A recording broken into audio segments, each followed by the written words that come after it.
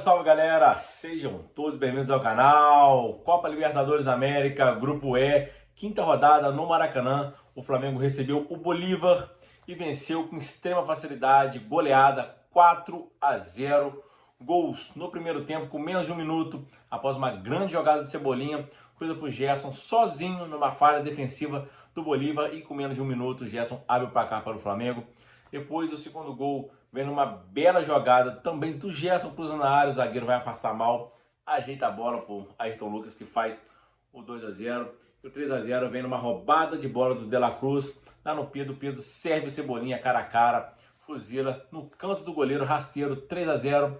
E no segundo tempo o Flamengo fecha a conta no início do segundo tempo, com o Pedro recebendo um passe do Gerson, fechando a conta 4-0. O Flamengo poderia ter feito até mais gols, não fez, deu aquela segurada que é normal quando o time já está goleando. O Tite também fez algumas substituições que fez com que o time, naturalmente, com a entrada dos jogadores que não são os titulares, desse aquela meia que murchada, e o time não conseguiu fazer o quinto nem o sexto, tinha caixa para muito mais que 4. O Flamengo agora chega a 7 pontos, está na segunda colocação com um saldo de 4 gols, né? O Flamengo depende apenas de si na última rodada contra o Milionários, já eliminado. O Milionários sequer tem chance de ir para a Copa Sul-Americana, que é o prêmio de consolação para o terceiro lugar. E o Flamengo recebe o Milionários, se vencer vai a 10 pontos, se classifica, porque no outro jogo vai ser Bolívar recebendo a altitude o Palestino. O Bolívar com empate se classifica, se perder teria que perder por muitos gols de diferença para ser ultrapassado pelo Palestino, e isso é bem improvável. Então, tudo leva a crer que será Flamengo e Palestino classificado para as oitavas de finais da Copa Libertadores, caso o Flamengo confirme a vitória contra o Milionários na última rodada. Uma excelente partida do Flamengo. E a nota de pesar, o falecimento de Washington Rodrigues, o Apolinho, radialista, um dos maiores radialistas desse país. Quem é mais jovem não vai saber quem é ele, a não ser que seja uma pessoa que pesquise e goste de entender um pouco sobre a história do rádio e do futebol. Eu tenho 40 anos e eu acompanhei de perto, né? Porque antigamente, para quem não sabe, os jogos não passavam em sua totalidade nos canais, não tinha canais fechados, era apenas um jogo, 2 jogos por final de semana e no meio de semana. A gente tinha Manchete transmitindo, a Globo, a SBT, a Bandeirante, mas às vezes não passava o jogo do nosso time, a gente conseguia sintonizar nas rádios AM do Rio de Janeiro para acompanhar os times do Rio de Janeiro, né? No meu caso o Flamengo, e via muito o Apolinho, ouvia, né? Muito o Apolinho nas transmissões dos jogos, e consequentemente ele acabou sendo treinador do Flamengo em 95, no ano do centenário, onde o Flamengo era uma bagunça, tinha um time estrelado, não conseguiu ganhar nada. Ele levou o time até a final da Supercopa da Libertadores. Para quem não sabe, era um torneio fantástico, só reunia os campeões da Copa Libertadores da América, só tinha jogaço, era jogo clássico, todo jogo era clássico. O Flamengo jogou a decisão contra o Independiente da Argentina e acabou perdendo. O Flamengo tinha o Romário, acabou fazendo seu gol, mas o Flamengo precisava de 2 gols para levar para os pênaltis, não conseguiu. E o Independiente foi campeão. O Apolinho era técnico do Flamengo, comandou o Flamengo durante bons jogos, teve muitas derrotas, não era treinador, era um radialista, amante do futebol, torcedor do Flamengo. Acabou caindo ali de paraquedas com o Kleber Leite, o colocou lá. Mas fica aqui minha nota de pesar. Fiquei muito triste na hora que o narrador da Paramount, né, acabou falando que ele tinha falecido durante o jogo, uma vitória que ele certamente ia comemorar muito.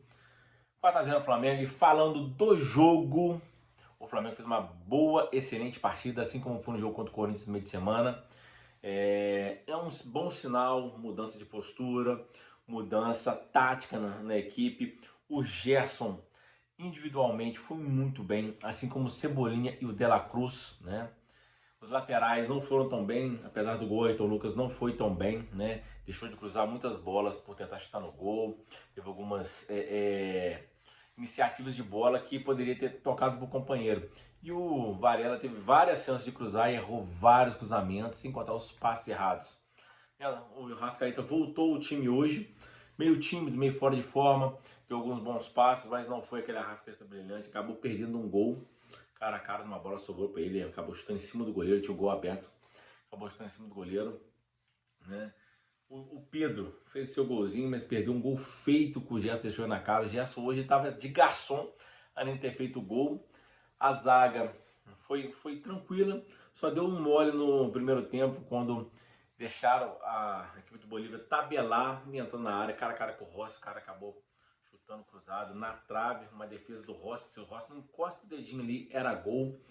A bola bateu na trave e voltou na mão do Rossi. Era sorte, porque já faz um gol com menos de um minuto. Teve a chance de tomar o gol de empate, não tomou, deu uma sorte danada. Depois o Flamengo deslanchou, deu poucas oportunidades ao Bolívar, teve várias chances de gol e o Flamengo parece que está seguindo um bom caminho. A rodada do Brasileirão foi adiada, as duas próximas. O Flamengo pegaria o Vasco agora no próximo sábado, embalado com a vitória contra o Corinthians, agora contra o Bolívar. Só volta a campo agora na quarta-feira contra o Amazonas. Não entendi muito esse adiamento da rodada do Brasileirão, sendo que a Copa do Brasil e a Libertadores continua, né? Mas isso é um papo para política, não é aqui é futebol. E o Flamengo está melhorando, vamos esperar, não vamos empolgar, porque a gente sabe, o Flamengo oscila demais, tem oscilado demais, o Tite dá seus vacilos hoje mesmo sabendo que não tinha jogo no final de semana, ele tira o De La Cruz, quando o De La Cruz estava empurrando o time para frente, né? Coloca o Igor Jesus, aí o time dá aquela quebrada, o time perde o ritmo, perde a força ofensiva.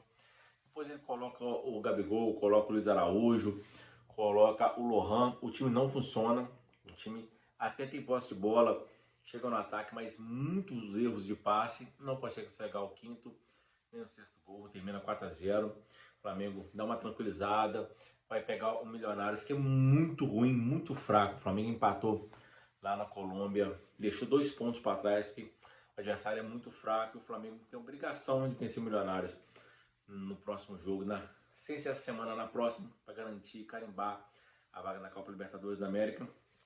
Óbvio, vai contar, para poder se classificar em primeiro lugar, teria que contar com uma derrota do Bolívar em casa para o Palestino. Acho muito pouco provável que isso aconteça. O Flamengo vai terminar em segundo e, já sabe, né? Segundo decide a segunda partida fora de casa, vai pegar um adversário forte do outro lado, que pode ser um River Plate da vida, então vai ficar em segundo lugar, vai se complicar nas oitavas, mas esse é o caminho. Para ser campeão tem que melhorar muito, muito mesmo. Para ficar ruim tem que melhorar muito, mas parece que a chave virou, parece que a atitude do time mudou e o time tende a melhorar. Vamos esperar ver os próximos jogos, que são apenas 2 jogos bons de muitos ruins para trás. E vamos ver se essa parada aí não dá essa quebrada nessa sequência boa do Flamengo. É isso aí, um abraço, fique com Deus e pesar aí pelo falecimento do Washington Rodrigues, o Apolinho.